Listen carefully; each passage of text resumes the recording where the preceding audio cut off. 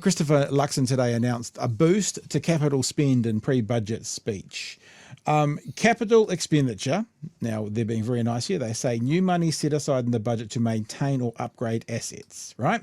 New money set aside. So money they didn't have a month ago, new money. Where could they have gotten new money from, Chewie, in the last day and a half? New money set aside in the budget to maintain or upgrade assets will be higher than the original forecast when the government delivers its budget in 2 weeks. He's saying we're living beyond our means, but what the actual capital expenditure has only gone up from 3.6 billion to 4 billion. So it's not a huge amount overall. But I'll tell you something from speaking to some people who know money much better than I.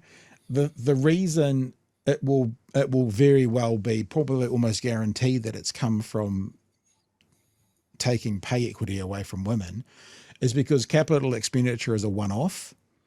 You know, it's a hospital or it's defence. And so they can't commit that to be an ongoing thing because they're not going to be able to rip $1 billion off women every year. It's a one-off.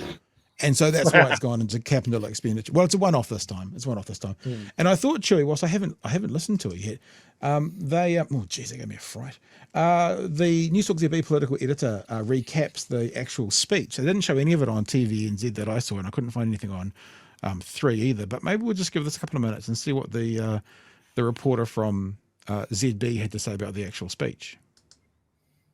Did you find anything in that pre-budget speech that was at all interesting? Not really, but I honestly think that was probably the point of it. It wasn't designed to set the world on fire. It wasn't designed to really make everybody sit up and think, hang on a second, I've really got to pay attention on May 22nd because there could be something big in there for me. In fact, Chris Luxon took a bit of a page out of Nicola Willis's book. That budget 2025 won't be a lolly scramble. So she said that last week. It's not. Oh, come on, dude. I know you're 12 years old, but this is being said for the last 40 years by every finance minister. It's not taking a page out of bloody Roger Douglas's book, if you want to keep going back. Not going to be a lolly scramble, and it's just playing down expectations. The whole sort of ethos of the government so far this year has been things are cooked. The budget isn't going to be as good as we thought it was going to be because of the mix. Who's the we in that statement? The budget's not going to be good as we thought it would be. I don't know about you, Chewie.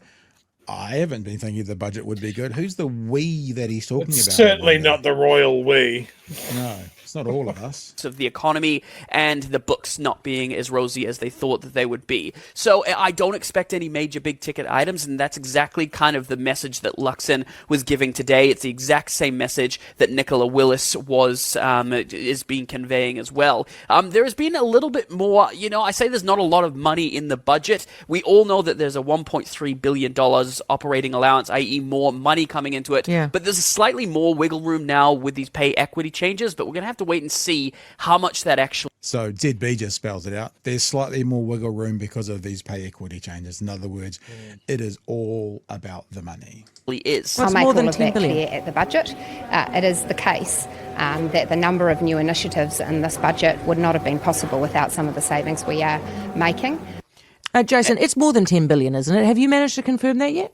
Well, I read Audrey Young's piece this morning, and those were the numbers that she was throwing around as well. What did she say? Well, she was basically looking back into previous budgets and talking about how much it costed in previous years in terms of what was against sort of the pay equity claims there and how much it would be going forward. I'm just looking at the numbers now from Audrey, and she says that the numbers going forward are in... just give me 2 seconds here. Audrey's live piece, on she air. says... Live on... Live radio.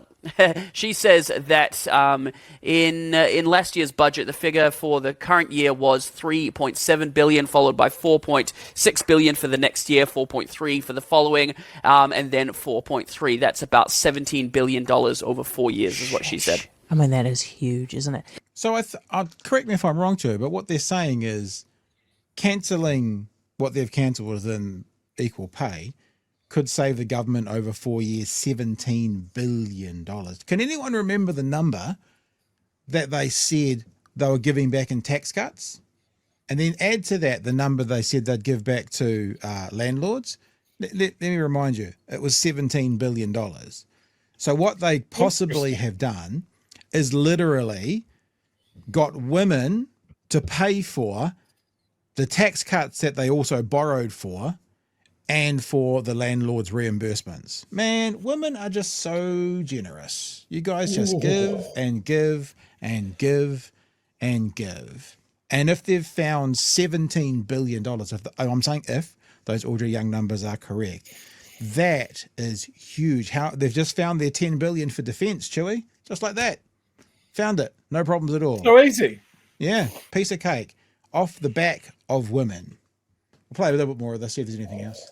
So a lot of change. I take your point about Luxon doing boring economic speeches and that it's designed to kind of, underwhelm and stuff. But surely he wants to do. Surely today was an opportunity to say something to take the headlines back from the pay equity thing, which continue. Oh, fuck off, Heather.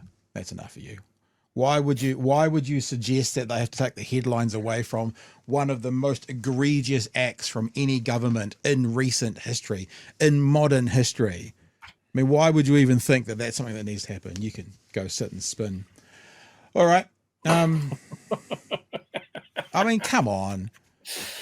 Oh, she's dreadful. Yeah, dreadful. But that's interesting. That I didn't have that 17 billion number. But now we've got it, and so it's an assessment by Audrey Young, who's It's quite a reputable. hell of a straight line, isn't it? And how about the fact that if Audrey Young works it out and knows it, and we all take that as not gospel yet, but if she's given an estimation, then that means, of course, they knew in cabinet. Of course, they know how much it was. And just sitting around kind of going, we can't say, we don't really know how much. Fucking run with it. Yeah.